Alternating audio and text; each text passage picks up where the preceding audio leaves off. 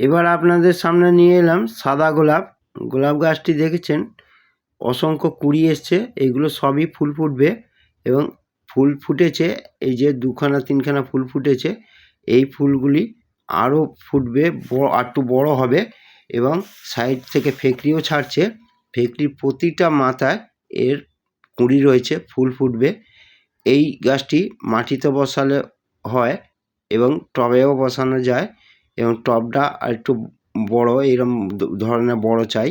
একে সার খোল তেল সবই দেওয়া হয়েছে, ওষুধ না দিলে তো হবে না।